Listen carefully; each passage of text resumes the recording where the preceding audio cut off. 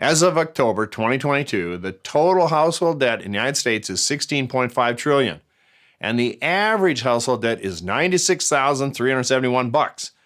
Is this proof that the borrower is slave to the lender and that all debt is bad? Despite all the dire warnings, is there a case to be made for good debt? Stick around for today's video. I'll tell you why everything you've ever been told about debt could be wrong.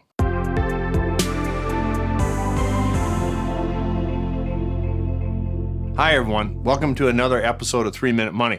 I'm Pat Zumbush, your YouTube CFP professional. If you're new here, be sure to subscribe and check out my other videos. A well-known financial talk show host will tell you that debt is dumb. But is it? The answer is yes, and the answer is also no. What? How can it be both? Well, we're waiting. The answer depends on the factors such as the type of debt and the interest rate on that debt. Let's start that 3-minute money timer and see if I can briefly explain the difference between good and bad debt and give you some examples in 3 minutes or less. Let's go. I'll start with a brief description of good and bad debt. Good debt increases your wealth over time, helps you to manage your cash flow, or generates cash flow. Conversely, bad debt does not increase your wealth, and it's often used to purchase goods or services that don't hold their value. Now that we've established a basic definition of good and bad debt, let's go through some examples, starting with bad debt. Number one, credit card debt carried month to month. The sad reality is that most people are drowning in credit card debt, and the total credit card debt in the United States is around $900 billion. That's billion with a B.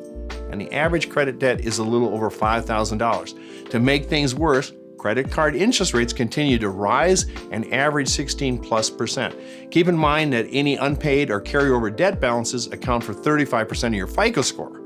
Between the killer interest rates and the debt's impact on your FICO score, you need to do everything possible to get out of credit card debt. Number two, loans that have an interest rate of 6% or more. You need to pay off or refinance any loan with an interest rate of 6%. You can't consistently earn enough on your investments to justify keeping a loan with an interest rate above 6%. Number three, these buy now, pay later payment schemes. Yes, they are interest-free if you make your payments on time, but there are many disadvantages of buy now, pay later schemes, including the fact that they are still technically a loan. Because they are a loan, if you miss payments or don't pay, you will have to deal with them just like any other type of loan. You'll face late charges, interest, and damage to your credit score. Also, a 2021 study revealed that 55% of consumers actually spend more money using a buy now, pay later than they usually would have using other payment methods. Okay. So those are some examples of what I consider bad debt. Now let's take a look at a few examples of good debt. Number one, mortgages that have an interest rate of 4.75% or less. I recognize that in 2022, when this video was recorded, mortgage rates have continued to stand above 7%.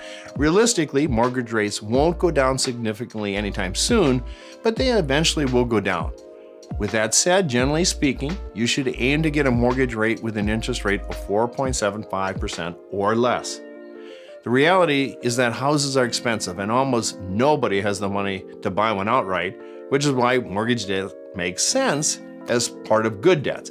Even if you can't get a mortgage rate now of 4.75% or less, given the current market, you can also look to refinance down the road. Just make sure your mortgage loan does not include early pay penalties. Number two, credit card debt paid off each month. Any credit card debt that you charge and pay off each month is actually good debt. The use of a credit card allows you to build your credit history and FICO score, manage your cash flows, and not to mention you also get points on these things, depending on the type of credit card. Again, the key is not to carry a balance on your credit card from month to month and to pay that sucker off. Otherwise, credit card debt reverts to the bad debt list. And number three, student loan debt. Student loan debt gets a bad rep. Some of it's deserved and some of it's not. Yes, the amount of student loan debt in the United States, which is $1.6 trillion, is outrageous, and the cost of college education in the United States is an absurd number compared to other countries worldwide. With that said, a good education is one of the best investments you can ever make in your life. Generally, taking on student loans of 1 to 2 times your expected starting salary is okay. You probably took on too much debt. if you have more than 2 times your annual salary. And done. Well, I didn't beat the 3-minute money timer in this video, so I'll try again next time. So, there you have it. Hopefully this video gives you a better understanding of good and bad debt. If you found it helpful, give it a thumbs up and let me know what debt makes your list of good and bad debts. Until next time, I'm Pat Zumbush, your YouTube CFP professional. As always, thank you for letting me help you do wise things with your money.